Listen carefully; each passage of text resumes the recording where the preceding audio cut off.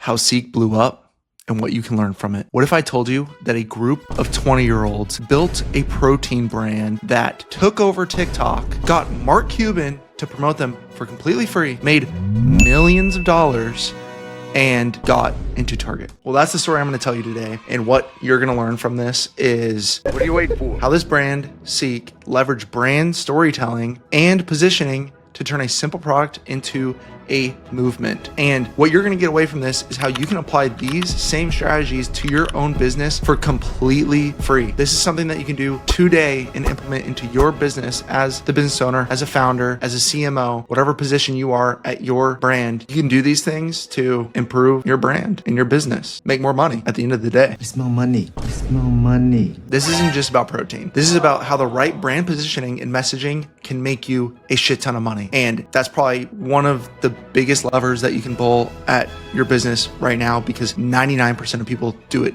completely wrong. The Seeq origin story and why it worked. Who are they? And their big idea. Group of young entrepreneurs who saw an opportunity in the sports nutrition industry. Ben Zaver, know him from years ago. We've connected, chatted a few times, and he's up from Minnesota. They started this. I saw him early on to TikTok whenever I started off on TikTok. So it was pretty cool seeing them evolve over time. So Ben is the one right here. He was huge on TikTok and, built this into the empire it is today. They didn't invent Clear Whey, just like White Claw didn't invent seltzers, but they made it the product everyone wanted. So whenever I first talked to Ben, he compared to White Claw how they didn't necessarily invent seltzers, but they made seltzers known and they were the face of seltzers. He wanted to do the same thing for Clear Whey isolate. So that's what Seeq is. It's a Clear Whey isolate brand. I didn't know anything about Clear Whey protein before I saw Seeq, but some brands were doing it, but they sort of made it known. The power of category creation. Seeq versus regular whey. Instead of fighting for a space in a crowded protein market, they carved their own lane with this Clear Whey isolate. So it was a pretty smart move for them because no one really knew too much about it. It was a good niche little product. How positioning yourself as the leader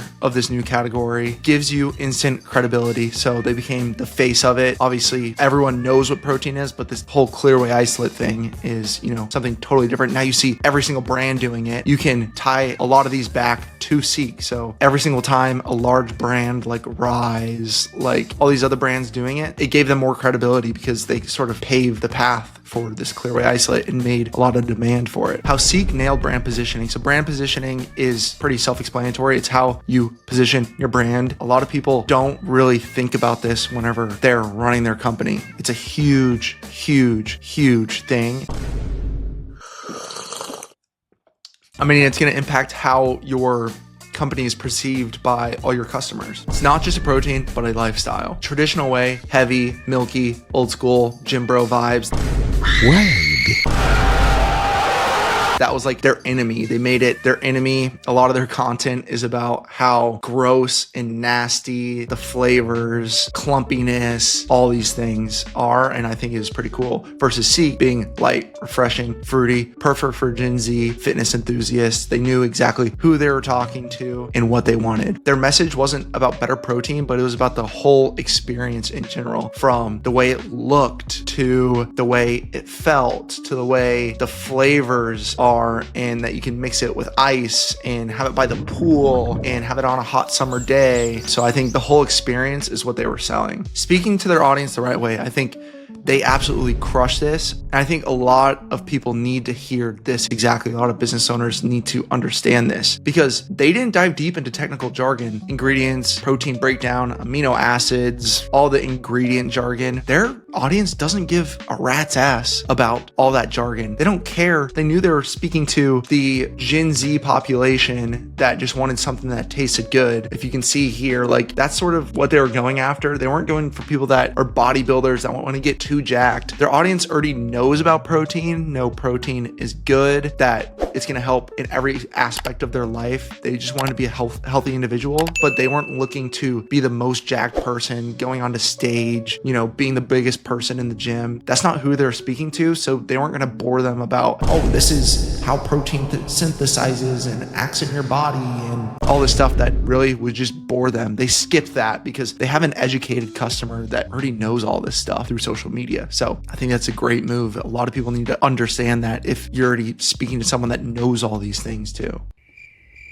Instead, they make it fun, simple, relatable, focusing on taste, vibe, lifestyle. This protein is great by the pool, tastes like lemonade, got 22 grams of protein, and is cool, it tastes like a juice. That's kind of how they speak, and they don't overcomplicate it. So the lessons that you can take away: know your audience, know who you're speaking to. You should really dive deep into what music they listen to, what type of content do they watch, what are their hobbies and their interests. Know that one specific customer you're trying to speak to, then you're going to be speaking their language. So don't speak outside of something they're not going to understand or stuff that they already know. You need to speak their same language so then it's relatable, and make it simple. Don't overcomplicate things.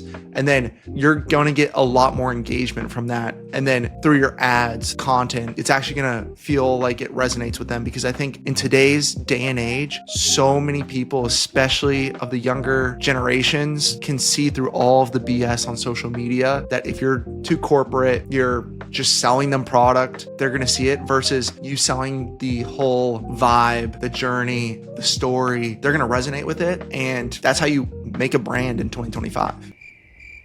How TikTok launched Seeq into the stratosphere. So the power of short form content, they got a ton viral taste test reactions. They had a lot of people trying these out, rating it. They've never seen this product before. They were the face of Clearway isolate. I think it was super cool, super unique, and they blew up with all these organic reactions. They would go to the gym, set up a table, and just get ratings from people, and those would start blowing up. So people were like, man, I need to try this. I've never seen a protein that tastes like juice. Oh my gosh, how does it have this much protein in it? Like cool viral UGC pieces that blew up, and then people just had to try it. On their socials, they had engaging challenges, they had trends, they were making super cool, unique campaigns that spoke exactly to the audience they were trying to talk to, and they built a community around this. The product became a social experience. You want to have a product so good, a brand story so good, and brand positioning that someone tries this and they send it to their family, their friends, and it becomes a social experience. Like, oh my gosh, have you seen this? Do you see this on TikTok? Do you see this on Instagram? You need to try it. It's so cool, so different. That's sort of what it became. I even think I sent this to my dad over text. He ordered one and tried it out. Like that's what you want. That's how you build a real brand and drive enterprise value. The Mark Cuban Effect. Seeq did not pay Mark Cuban for an endorsement. He discovered them on social media and posted about it. So you can go on Seeq's TikTok. They did this whole series about getting onto Shark Tank, got their audience all involved on this, trying to push them to go to Shark Tank. Mark Cuban actually picked up on it. Ben made a video that he saw an order come through saying Mark Cuban, looked it up, saw it was going to Dallas in this huge mega mansion. Oh my gosh, Mark Cuban just freaking ordered our product. And this dude posted a rating and a review on his personal TikTok about Seeq. Super cool, super sick. So the lesson is focus on building a community so strong, influential people want to talk about you. Sell your story, because so many people want to see the underdogs win, see a come up story, and that's sort of what they built and had people following them. They bought into the brand. From TikTok to Target, how they made the leap. So now if you go to your local Target, you're probably going to see Seeq there. They had a retail readiness and they proved demand first. A lot of these brands try to go in to retail, make a retail push first and think that people are going to want to buy it. I think now in 2025 onwards, people are going to want to buy from brands, not just buying products just to buy products. Then they went into retail. So they proved the demand first, then went into retail. Retailers aren't just looking for great products, but they want brands with built-in hype that adds so much more value. Now, I go into a Seeq, I see Seeq, I remember the stories, I've seen them on TikTok, I know Ben, I know the whole story and brand behind it. More likely to buy this brand than any other just because I resonate with it. I have a connection to it. I have an emotional connection with it. And that's how you want customers to feel. And that's what retailers want because they want to make money at the end of the day. What's going to make more money? A brand that has gone viral on TikTok that millions of people have seen, or one that doesn't? If you compare apples to apples there, they're going to buy the one with built-in hype. Adds so much more value. Don't chase retail too soon. Make them want you first. Go D2C, make an impact D2C, build the story, build the brand. You're going to have a lot more success in retail after you do so. Maintain the hype post-launch. Exclusive flavors, collabs, limited drops. They kept the hype after they launched, after they got into Target.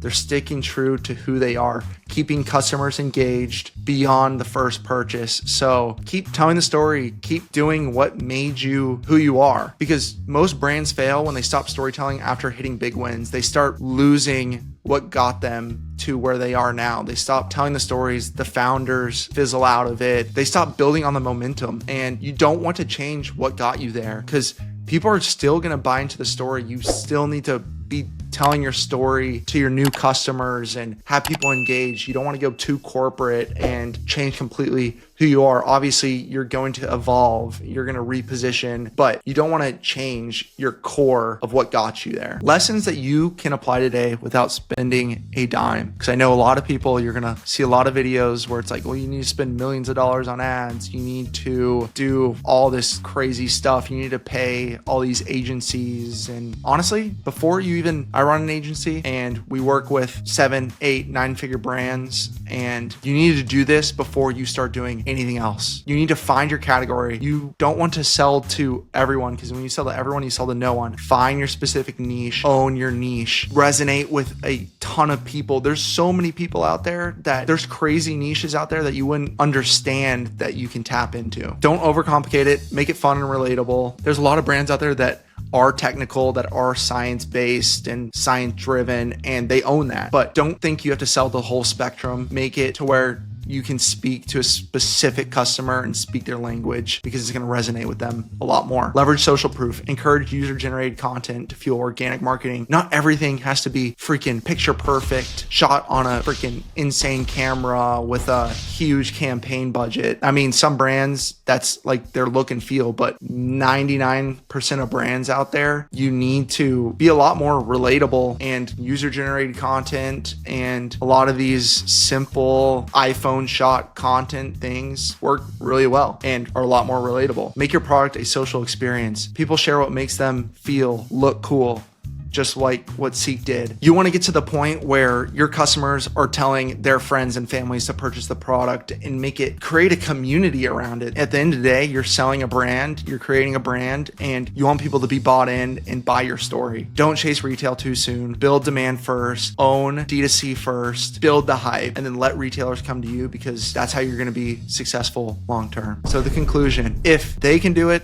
this group of young 20-year-olds that started out of their parents' garage can do this, then you can too. The question is, are you willing to put in the work to craft a brand people obsess over, that people want to buy from an actual brand, not just buy the product, and buy into and invest into your story? Tell your story, create a community, build an audience, because I'm going to tell you right now, ads are going to work a lot better. Your email is going to be a lot better. Your organic social is going to perform a lot more. Once you add fuel to the fire, that stuff just helps you scale. You need to build a foundation first. What brand do you think has nailed storytelling and positioning? Let's talk about it. And this is speaking to even large brands. I see so many large brands. I don't want you to think that this is only just for like small startup brands. There's so many large brands that we work with too, seeing their growth flatline because they're not able to reinvent themselves, reposition themselves, and build an actual brand. It's 2025 now. People want to buy from other people, from humans, by personality. With all this AI generated crazy stuff that's happening, people want realness, authenticity, and they want to feel a certain way and have fun with the brands that they're buying. So this goes for all you business owners, brand owners out there. Take what Seeq did, learn from it, the opportunities that they've made for other people and other brands out there. Learn from it, implement this into your business. Like I said, a lot of this stuff, it